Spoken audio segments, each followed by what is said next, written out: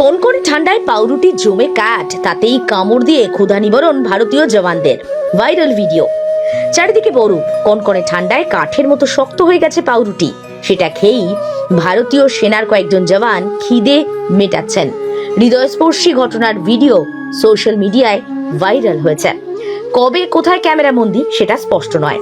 দেখা গেছে বরফে ঢাকা পাহাড়ি সীমান্ত এলাকায় দায়িত্ব পালনে ব্যস্ত একদল সেনা জওয়ান। কাজের মাঝে হাসি ঠাট্টাও চলছে। এমন সময় এক জওয়ানকে তাদের খাওয়ার জন্য রাখা পাউরুটি তুলে ধরতে দেখা যায়। পাউরুটি খেতে গিয়ে দেখেন কাঠের মতো শক্ত হয়ে গেছে।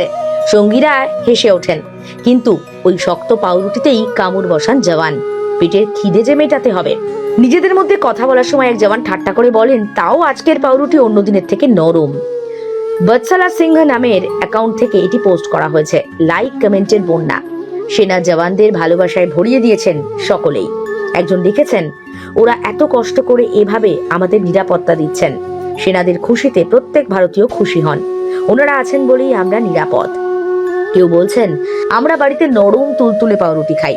আমরা যাতে ভালো থাকি তার জন্য সীমান্তে ওরা শক্ত পাউরুটি খেয়ে কাজ চালাচ্ছে। কেউ বলছেন, আমরা রুটি ঠান্ডা হয়ে গেলেই ঝামেলা করি। আর জওয়ানদের দেখুন, সত্যি সাহসী ভাইদের স্যালিউট জানাতে হয়।